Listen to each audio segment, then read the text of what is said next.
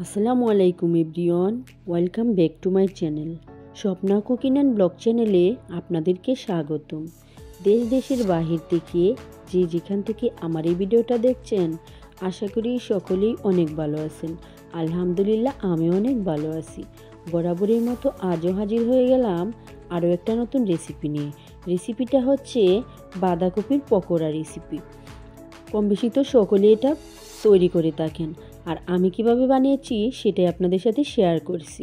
দেখতেই পাচ্ছেন, আমি একটা বাটিতে হাফ কেজি থেকেও বেশি পরিমাণে চাল ভিজিয়ে রেখেছি।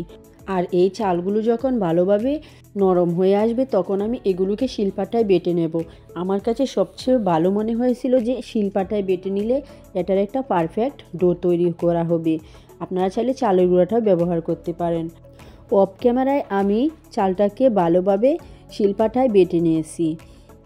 যদি আপনাদেরকে সবটাই এই ভিডিওর মধ্যে দেখানো হয় তাহলে কিন্তু ভিডিওটা অনেক বড় হয়ে যাবে।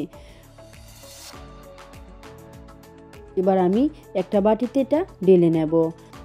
এদিক দিয়ে যে বাঁধাকপির পকোড়াটা বানানো হবে সেই বাঁধাকপিটাকেও কিন্তু ভালোভাবে কুচিয়ে কেটে নেওয়া হয়েছে।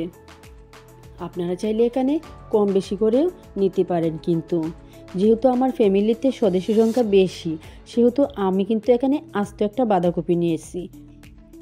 এর মধ্যে আমি একটা ডিম দিয়ে দিয়েছি। তারপর দিয়ে দিলাম পেঁয়াজ কুচি। পেঁয়াজ কুচিটা আমি এখানে বেশি পরিমাণে দিয়েছি। আর দিয়ে দিলাম কাঁচামরিচ কুচি। তারপর দিয়ে দিলাম এখানে আমি ধনে পাতা কুচি। এবার আমি সব ধরনের মশলা এখানে ব্যবহার করব। এখানে দিয়ে দিলাম আমি আদা বাটা, দিয়ে দিলাম স্বাদ মতো একটু লবণ,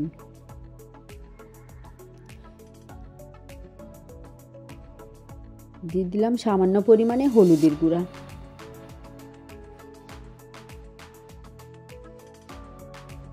আর দিয়ে দিলাম সামান্য পরিমাণে ধনিয়া গুঁড়া।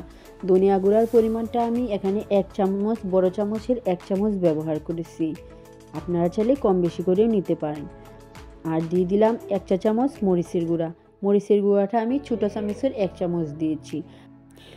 দিয়ে দিলাম 1 চা চামচ জিরের গুঁড়া। আর সব শেষে আমি এখানে ছোটো একটা বাটি মেপে 1 বাটি ময়দা ব্যবহার করছি। আপনারা চাইলে এখানে আটা ময়দা সবই ব্যবহার করতে পারেন। এখানে আমি ময়দা ব্যবহার করার কারণ হচ্ছে পকোড়াটা একেবারে ভেতর থেকে সফট ও নরম হবে। যখন সব কিছুই এখানে ব্যবহার করা হয়ে যাবে তখন আমি সবগুলো উপকরণ একসাথে ম্যারিনেট করে নেব। আমার এই ভিডিওটা দেখতে দেখতে যারা এই পর্যন্ত চলে এসেছেন, প্লিজ সকলের কাছেই অনুরোধ, একটা লাইক দিয়ে দেবেন। আপনাদের একটা লাইকে কিন্তু আমার এই ভিডিওটা আরও 10 জনের কাছে পৌঁছে যেতে পারে। আপনাদের সাথে কথা বলতে বলতে কিন্তু আমার এই ডোটা সম্পূর্ণভাবে তৈরি করা হয়ে গেছে। এবার আমি চলে যাব চুলায় একটা প্যান বসিয়ে দেব। আর আগে থেকে আমি এখানে তেল দিয়ে দিয়েছিলাম। তেলটা যখন গরম হয়ে আসবে তখন আমি এক এক করে পকোড়াগুলো এখানে দিয়ে দেব। প্রিয় আপু ও ভাইয়ারা, সকলের কাছেই আমার অনুরোধ, আমার ভিডিওটা সম্পূর্ণভাবে দেখে নেবেন। যারাই আজ আমার চ্যানেলে নতুন এসেছেন তাদের কাছে যদি আমার এই ভিডিওটার কোনো অংশ আপনাদের কাছে ভালো লেগে থাকে তাহলে আমার চ্যানেলটাকে সাবস্ক্রাইব করে দিবেন। পাশে থাকা বেল আইকনটি অন করে রাখবেন যাতে করে নতুন কোনো ভিডিও ছাড়ার সাথে সাথে আপনাদের কাছে পৌঁছে যেতে পারে। এখানে কিন্তু আমি সম্পূর্ণ লোভাবে পকোড়াগুলোকে ভেজে নিচ্ছি।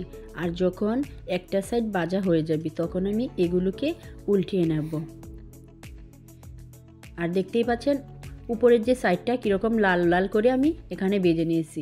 দুটো সাইডে আমি এভাবে ভেজে নিয়েছি। যখন এগুলো সম্পূর্ণভাবে ভাজা হয়ে যাবে তখন আমি এগুলোকে নামিয়ে নেব। আর সেম প্রসেসভাবে কিন্তু আমি সবগুলো পকোড়াই ভেজে নিয়েছি। একটা পাত্রে আপনাদেরকে পরিবেশন করে দেখিয়ে দিচ্ছি। দেখতেই পাচ্ছেন আমার পকোড়াগুলো দেখতে কত সুন্দর হয়েছে, আর খেতেও কিন্তু অসাধারণ হয়েছিল। যেহেতু খাবার পরে আমি বয়সটা দিয়েছি। আমার এই রেসিপিটাকে ফলো করে যদি আপনারা বাঁধাকপির পকোড়া বানিয়ে থাকেন তাহলে দেখবেন খেতে কিন্তু অসাধারণ হবে। আজকের রেসিপিটা যদি আপনাদের কাছে ভালো লাগে লাইক কমেন্ট শেয়ার করে দিবেন। আজ এই পর্যন্তই, হাজির হব আরও কোনো এক নতুন রেসিপি নিয়ে। সকলেই ভালো থাকবেন, সুস্থ থাকবেন। আল্লাহ হাফেজ। আসসালামু আলাইকুম।